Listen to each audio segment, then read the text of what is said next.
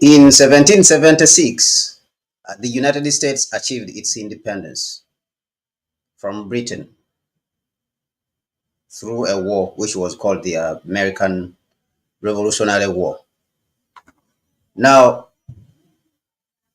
this meant that Britain, or United Kingdom as we know it today, had lost its most lucrative colony, which was producing so much sugar for it and cotton, such that Britain, during that period, using slavery, African slave labor, was the biggest supplier of sugar and cotton in Europe.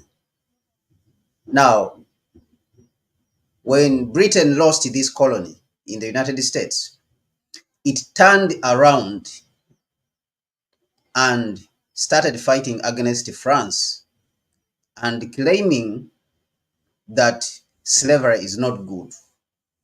And what was hidden behind Britain's fight against, France, it was because of economic supremacy. So rather than saying that it was because the British cared very much about slavery and that they loved the Africans very much, it can be said that it was because of economic, gain and the fear that France would overtake it economically within Europe. And therefore, there was a need to fight against France. Now, why am I saying this? We are in the age of renewable energy. We have entered the era of renewable energy. And you have heard words like climate change ever since the 2018 climate summit, Paris Climate Summit, that happened in France, again, the same country. Now, during this period, the European countries have preached very much about climate change.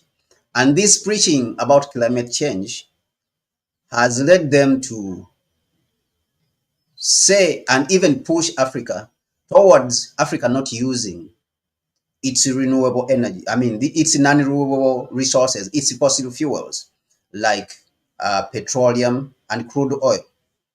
Mind you, the European countries are still, extracting Africa's oil and non-renewable resources. They are still extracting, as we see that Chevron is still very much present, in Nigeria and other African countries like Gabon and Equatorial Guinea and the others, which we can talk of later on. Now, the European countries have led this struggle for climate change. But what is hidden behind this, if you rip out the curtain and look what is behind the curtain, it is sheer hypocrisy. While they are preaching to Africa that it is important to adopt renewable energies, they are gobbling up Russian gas and they are gobbling up even coal from South Africa, which is being transported to Europe. And of course, our renewable energy, our non-renewable energy, our fossil fuel resources, our hydrocarbon resources. Now, while they are doing this, they are also sending dirty fuels. Some of the most dirty fuels from European refineries are coming to Africa. And some of these fuels are so dirty that they are even cancer-causing fuels to the African people. They have not stopped there, these fuels, at causing cancer to the Africans, what they call carcinogenic fuels, but they have also destroyed some of the vehicles. We have had these complaints in various countries, especially in West Africa and Nigeria in particular. Now, recently, an article was published and the reports have come out that the Belgians and the Europeans are banning dirty fuel from coming to the African continent. And their claim is that they care about Africans. That is the claim. and therefore they don't want to transport carcinogenic fuels, to the African continent. That is the claim, to save lives and because of climate change. But a closer look tells us that these Europeans are not the ones who initiated this fight against these dirty fuels on the African continent, as we are going to see. On the 12th, between the 12th and the 13th, Dangote, was in the Caribbean, in the Barbados, where the Africa Import and Export Bank has expanded its reach to reach the people of African descent, so that the African people both on the continent and in the diaspora can work together. So Dangote was attending Africa Import and Export Bank annual general meetings, which happened in Barbados. During this meeting, Dangote mentioned that some people are importing dirty fuels into Africa, and those fuels are carcinogenic and they are dirty. And a lot of few people, of course, they did not take him seriously. And on that same meeting, he mentioned his famous words that there is oil mafias within the African continent, and the oil mafias are stronger than the drug mafias, both the external and internal, both the foreign, in the name of international oil companies, which he did not mention on that particular date as international oil companies, but he mentioned there is international oil mafias and there is also local oil mafias. But as his refinery has gone on to ramp up its effort of producing more fuel for Nigeria and the general West African region, and of course the whole sub-Saharan Africa, which does not have functional refineries, this oil mafia has come out to expose itself and has come out to reveal itself. And that includes the European countries themselves being part of that mafia, whereby they have come out and we have now come to know them for who they are in this sense. Now, I will take you to Dangote's remarks, which he made when he was in Barbados about the oil mafia and the importation of dirty fuels into Nigeria and, of course, Africa.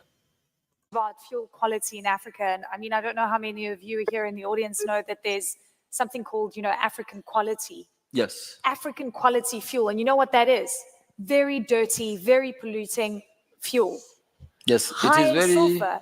high sulfur, So very there? polluting, and also when you look at it, that's why especially in Nigeria, of recently in the last few years, we've been having cases of cancer. Yes. And most of these cancer cases, they are to do with the bad fuel that we've been using. So I will advise even here, you should check the quality, what is being dumped in your own region in the Caribbean, because quality is key, is very, very important. You can see, I mean, last 2.5 weeks or so, the Belgian government banned export of anything over and above 10 ppm, because that is what they consume. What they said, okay, fine, from Antwerp, nobody is allowed to export what we don't consume domestically, which is very good. So just so you understand, it's 10 parts per million of sulfur. Yes. So what is the parts per million of sulfur in African quality fuel? We bought one in June from one of the trading companies, and it was actually 3,000. 3,000. Yes. So now you get into this business, you realize that the fuel quality is really awful coming into the continent. So just so we understand the supply chain, Nigeria exports good quality raw crude and re-imports. In fact, Nigeria's crude attracts the most premium. The most premium. So that's how good. And yet imports the dirtiest. The dirtiest, yes. I mean, I don't even know what to say on that. Well, is that regulation? Most of the other, it's not regulation, but now there's regulation, so it is, upon the regulator to enforce the regulation. And it's very important to do that. I mean, there's, again, the trading companies that are doing this, and the contradiction and the hypocrisy on climate change.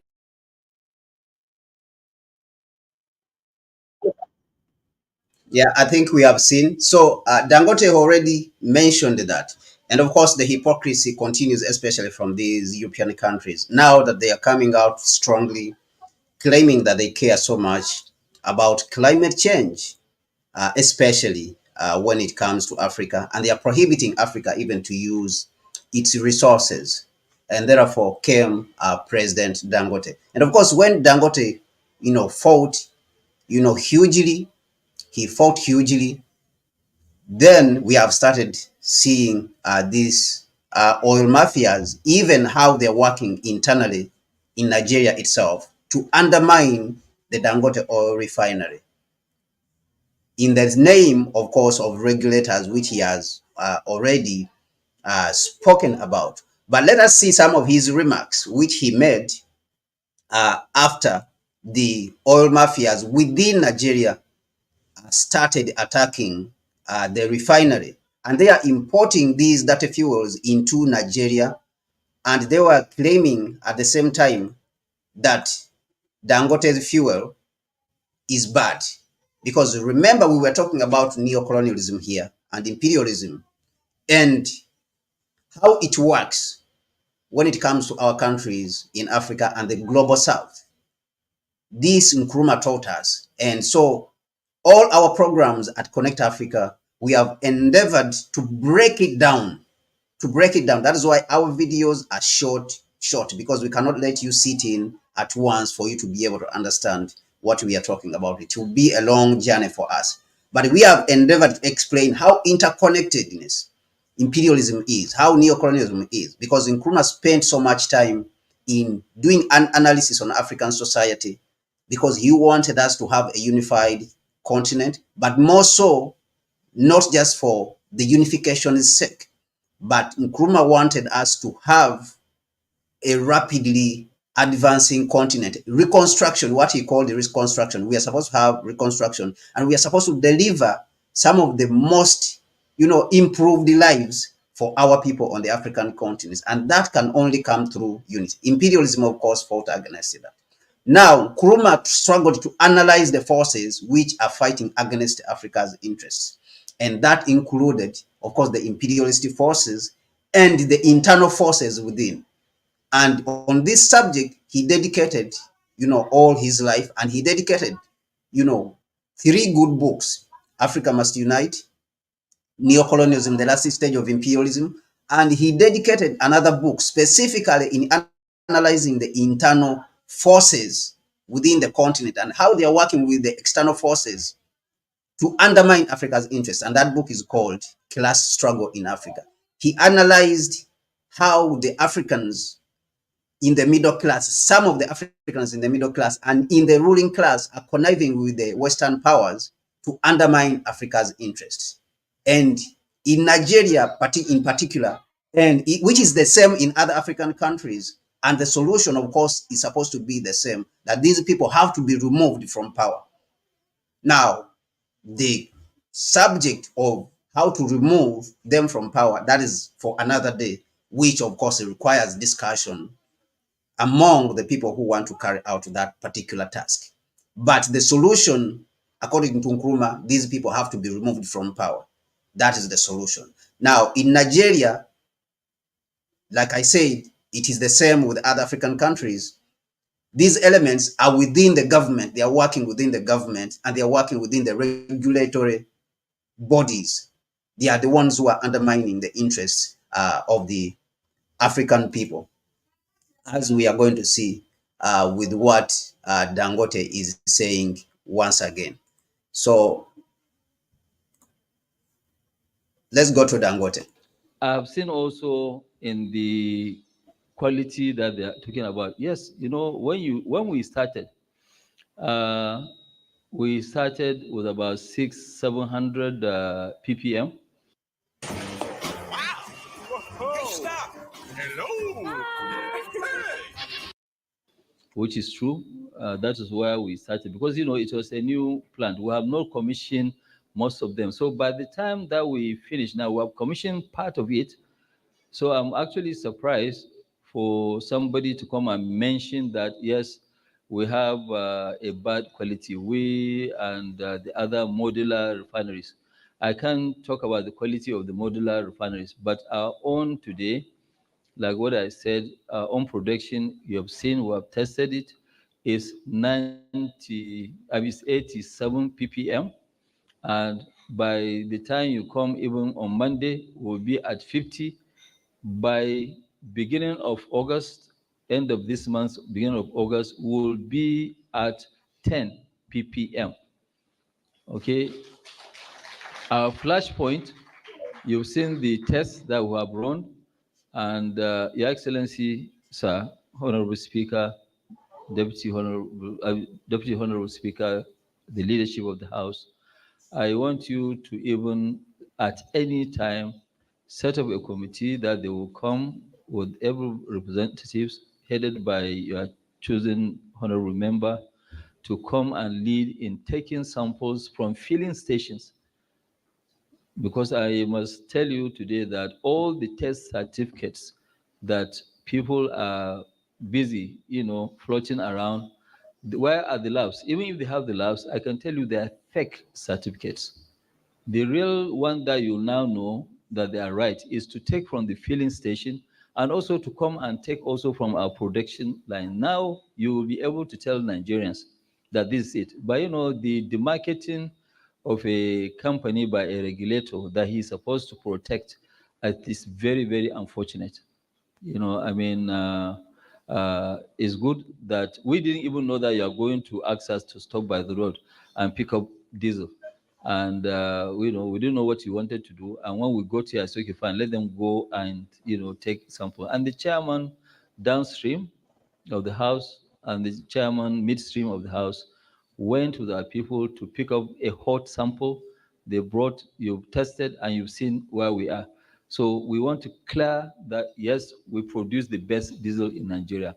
And if the regulator wants, he can come 24 hours anytime. He has people here.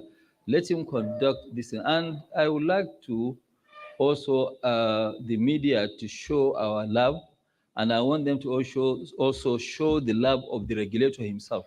He should show us which lab is he using.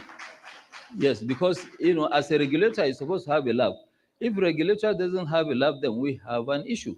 He cannot rely on somebody. He's supposed to, check us. So that's one. Another complaint that I had, which I think the Right Honorable Deputy Speaker also raised with me, say, okay, why did we drop the price of diesel? Okay, so this is Dangote's position. So what is surprising about the Dangote's oil refinery is that the fuel which he's producing, actually, it has been found that is being even exported to Europe. The Europeans now, they are taking Dangote's fuel. This is the fuel the Dangote, the Nigerian regulator, he's claiming that is not the same quality as the imported fuel. Now Dangote was the first person to sound the alarm that the fuel which is being imported into Nigeria is a dirty fuel, as you are seeing. And of course, he also mentioned that some people have, mixing facilities outside of Nigeria, and they are importing that fuel into Nigeria. And of course, it is the regulator, the Nigerian regulator, which is a government organization, that is importing the dirty fuel. So, to put it precisely, the people who are importing the dirty fuels into Nigeria, they are those people, who are the mafias. Those are the mafias he was talking about, and they are integrated within the government. Now, what confirms that the West has been really importing dirty fuels into the African continent is this article, which was published later on June 24th. Remember, Dangote spoke in Barbados, but he had actually earlier on spoken about the same issue, in Kigali, when there was African CEO Forum. All right, that was earlier on. I think it was in May. And then in June, on the 13th, he spoke in, in Barbados, all right, at the Africa Import and Export, Bank, annual general meetings. Now, on 24th June, which we are seeing here, this is when this article, appeared that Belgium was banning the export of dirty fuels to Nigeria and the West African region. So this is just their own implication. This is the implication. They self-implicated into this, what they have been doing to the Africans. So our people have been maybe dying of diseases. We don't know what people are dying of. People are, their vehicles are destroying. This is all cost on an economy. All right. But now the other thing which we are seeing is that they are fighting at the same time against the Dangote oil refinery. The same people, like we said, when you analyze imperialism, you need to understand that it is a system, it's a huge system that is integrated, including military, economics, banks, the media. We have analyzed the media here and broken it down for you. You can go back in some of the videos we have published on Connect Africa.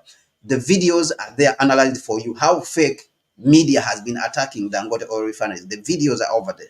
You can look at them. We have analyzed for you imperialism so that you will be able to understand. So take time and watch those videos one by one to understand how this system works. The military, the media, the banks, all of them, it is a system which was built. And the best person who analyzed this system is Kwame Nkrumah, who dedicated a full book on the system in analyzing it. The book is called Neocolonialism, The Last Stage of Imperialism. I would encourage every African to go and read that book. It is a very important book. And if you cannot read the whole book, at least read one chapter, which is called The Mechanisms of Neocolonialism. This particular chapter, you can even find it on the internet for free and read it. You can just Google it and read it. The Mechanisms of Neocolonialism. It talks about Hollywood. It talks about the media. It talks about the United States military. It talks about everything. It talks about religion, how the religion is being used, how the United States carries itself. Mind you, Nkrumah wrote this in 1965, but it is very relevant today. And in the particular case of Dangote, you can see it with your own eyes. If you read what Nkrumah had written, you start seeing it with your own eyes. Because Dangote spoke about, when he was in Barbados, he spoke about the fact that the foreign banks wanted Dangote refinery to fail. And what was those foreign banks? It was this, I think it was Standard Chartered Bank. All right, it was Standard Chartered Bank which lent Dangote some money. So they wanted the refinery to fail. They were working very hard to see that the refinery fails. Now, Zakia Katabi, Belgium's Minister of Environment, announced that the country has banned the export of toxic fuels that are domestically prohibited. So now what happens is that the fuels which are prohibited in Belgium and Europe, they have always been shipped to West Africa. They are domestically prohibited, but continue to be shipped to West African nations, including Nigeria, Ghana, and Cameroon. This comes following the assent of a new legislation that seeks to tighten the quality of exported fuels. But do these people really care about Africa? No, they don't. They don't. What we are reading in this is this. They read the signs that the Dangote oil refinery was starting, and the fuel from the Dangote oil refinery was going to be better, as you have seen Dangote mentioning. His fuel has a quality currently of 87 parts per million of sulfur. The European fuel, which is being imported, it has 3,000 parts per million of sulfur. So this is how much sulfur content. So compare with Dangote. Dangote's fuel is the best quality, high quality. And that is why even it is being exported to the United States, being exported to European countries themselves. They are importing now Dangote's fuel because it is the best. It is one of the best in the world. And Dangote said it's going to get better. His fuel is going to get better. So they have already read the signs. Now they are pretending that they care about Africa. That is simply because the market is being taken away from them. The market is being taken away from them. And in the future, we're going to see an increased pressure on Africa that Africa should not drill to take out its own hydrocarbons. That is what we are going to see. And of course, we had already started seeing this, that the West was putting pressure on the East African oil pipeline, which is being constructed between Uganda and Tanzania, which is 1,400 kilometers. They have been putting pressure that we should not build the refinery. Mind you, the United States is building pipelines in Louisiana. There's a pipeline which they are building.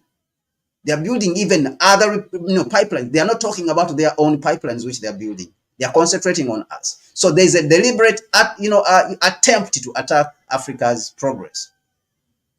So they claim that the ban targets oil companies that export motor fuels, primarily from Antwerp, which is in Belgium, with excessively high sulfur. Look at the word. That's the key word. They are exporting with excessively high sulfur or benzene content that have long been banned in Europe due to their harmful effects. Now, this is what they have been feeding us for years since independence. This is what they have been doing to us as a continent because they don't respect us as a people. And they export this both to Africa and the Caribbean. All right? So data shows that the oil companies have been exporting dirty fuels with a sulfur content as high as 1,500 parts per million. A sulfur content of 1,500. Okay? Remember, I said Dangote is producing only currently, even when he's still fine-tuning the refinery. Remember, he said he's going to produce 10 parts per million.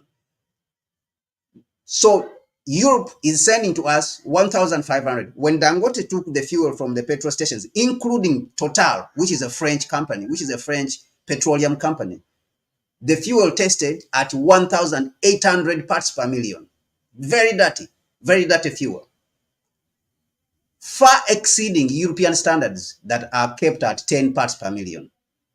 And of course, Dangote said that his refinery is going to tune it and is going to produce 10 parts per million, which is the highest quality standard of global standards.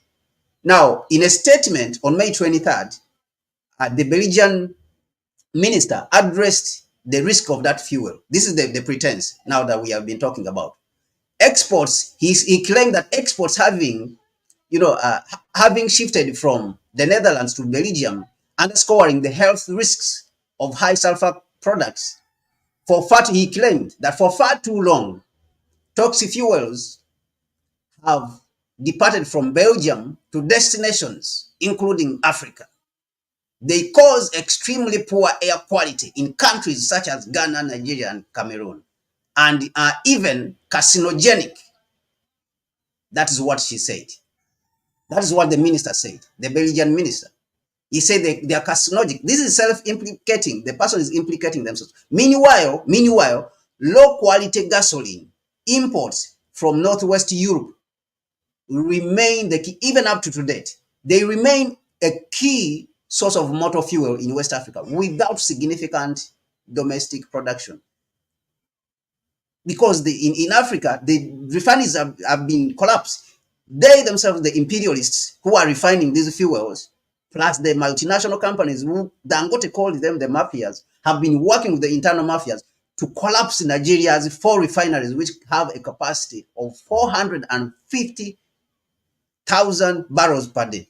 Combined, the 4 refineries which Nigeria have, they should be able to produce fuel to meet Nigeria's needs, at least 70% of it. But they have been working together. Now they are claiming here that the low quality gasoline imports from Europe, they remain the key source of motor fuel. They are the key source of fuel for West Africa because West Africa is without domestic production. So according to S&P Global Commodities at C data, West Africa imported about 137,000 barrels per day of gasoline from Belgium in April. This is 2024, comprising 33% of imports for its primary motor fuel. Now, the share has increased from 18% of West Africa imports in April 2023.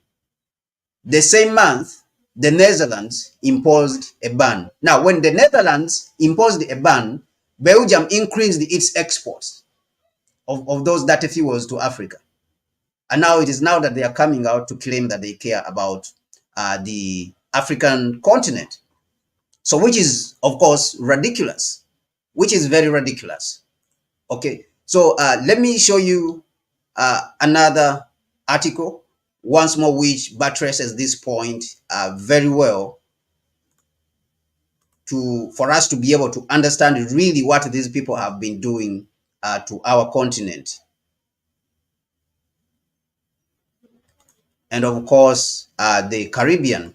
Now, this is what announces it all and why they have been fighting against a Dangote oil refinery. This is what announces it all, why they have been attacking the Dangote oil refinery. Why? Because Dangote oil refinery is seen as a refinery which is going to lead to the closure of business in Europe when it comes to refining, and especially they are all the refineries which they are operating were built, some of them in the 50s, the 40s and the 50s.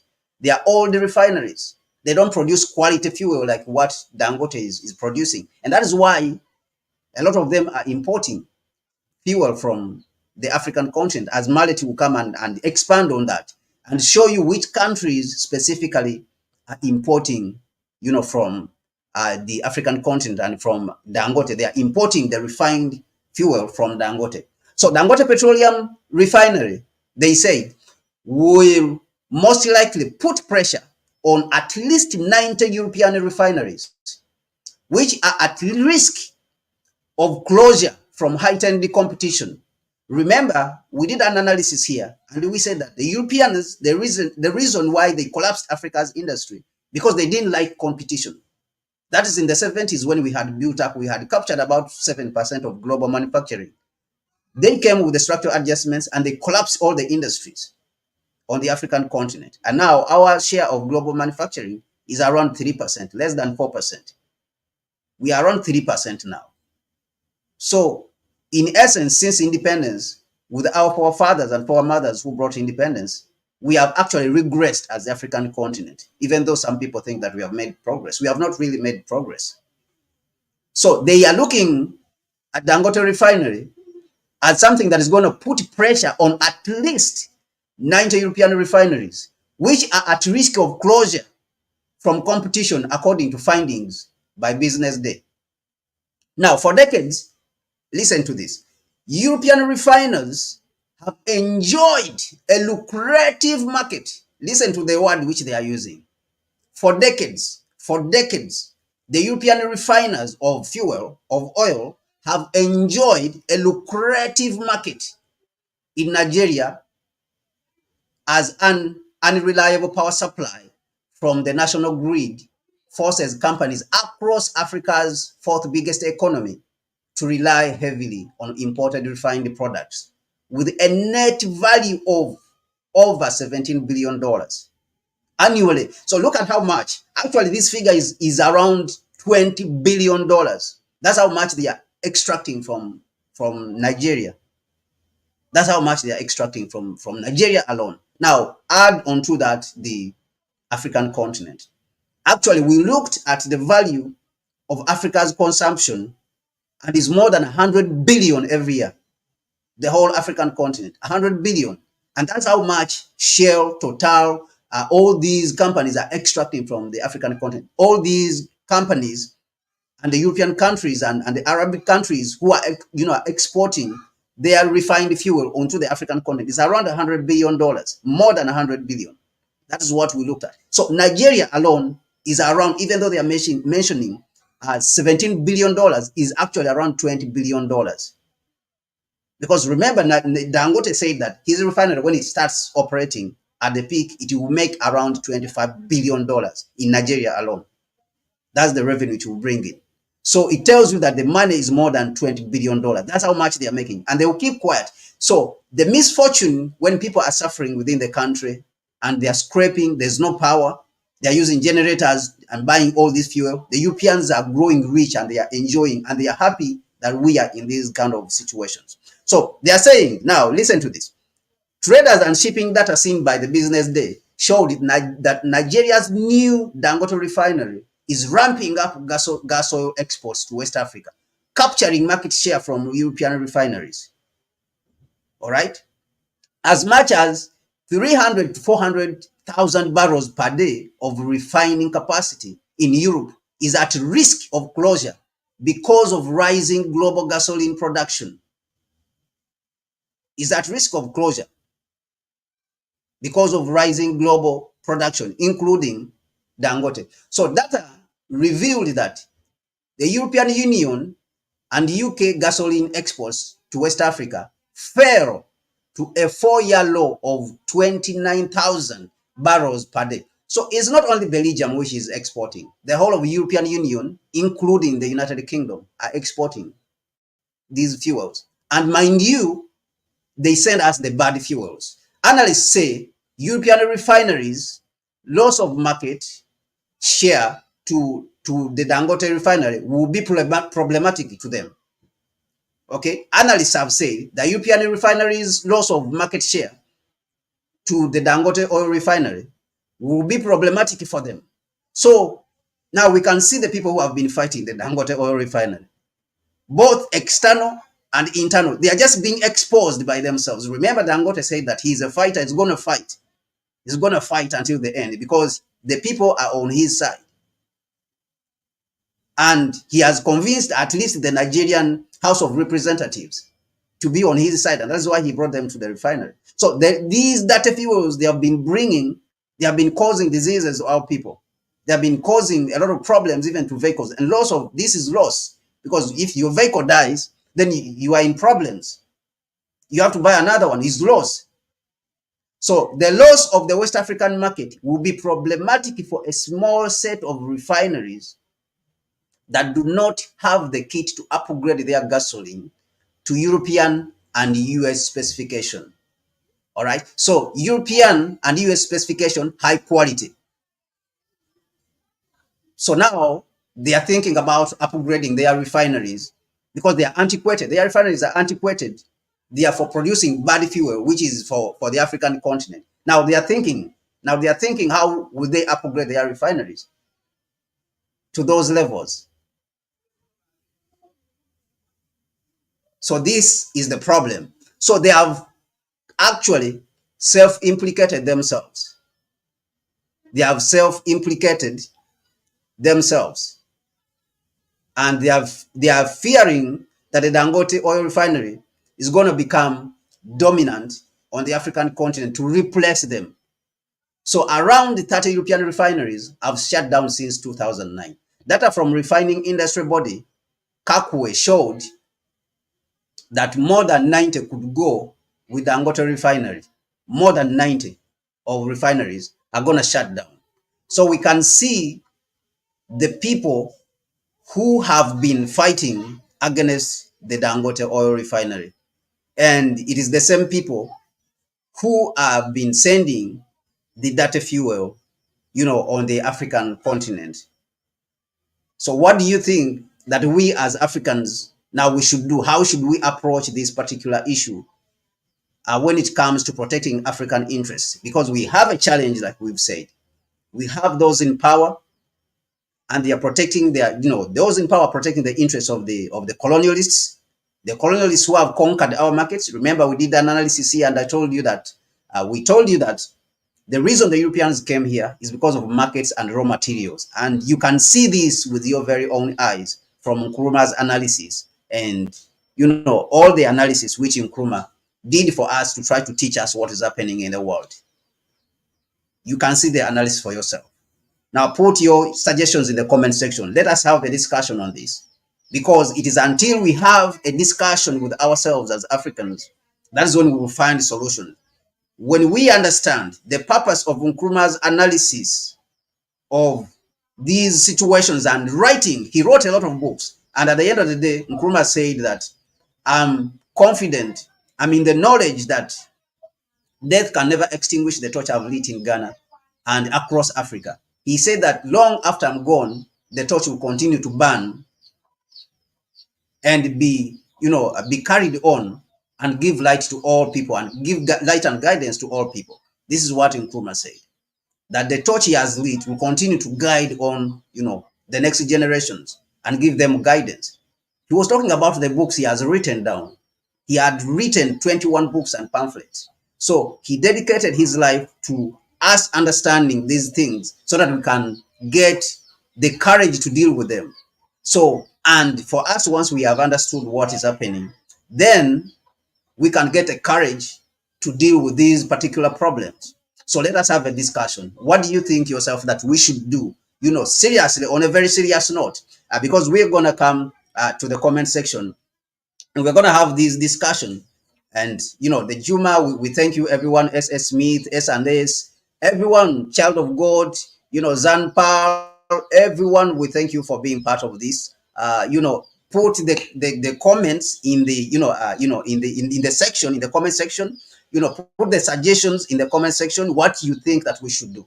What do you think we should do about the challenges that are facing us as this generation? Because remember, Franz Fanon, what he said, that every generation must find its mission and either fulfill it or betray it.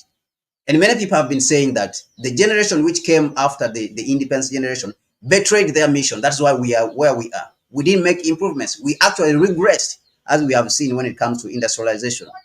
We regressed because it is ironic, it is pathetic, it is, you know, unbelievable, unfathomable to be that the African continent does not have a single refinery that is functional within the sub-Saharan Africa. And Dangote has mentioned it. And he said that the Dangote oil refinery is going to be a game changer for sub-Saharan Africa. So it's not just for Nigeria. Now, how do we deal with these problems that are confronting us as a people? By talking about it. So put your suggestions down in the comment section. I'll be there and pass through them myself. And then, of course, we're going to sit together.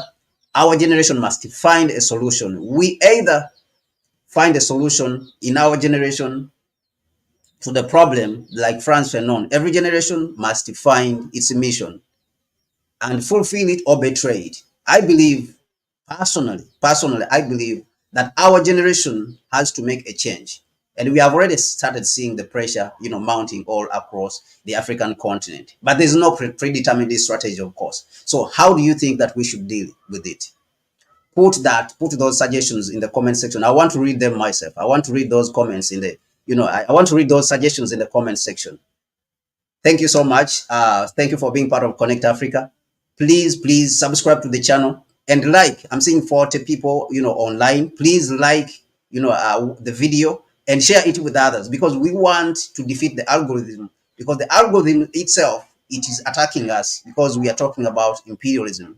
And of course, you know, all of you know we are on an imperialistic platform. So whatever you do in liking the video, you know, you fight against the algorithm and the fact that it may want to, you know, to put us down, you know, and sabotage us so that we don't grow as fast as possible, as required, because of the things, of course, that we are talking about. So when you like the video, when you share the video, you know, with others, and make sure you watch all of the video, don't jump through.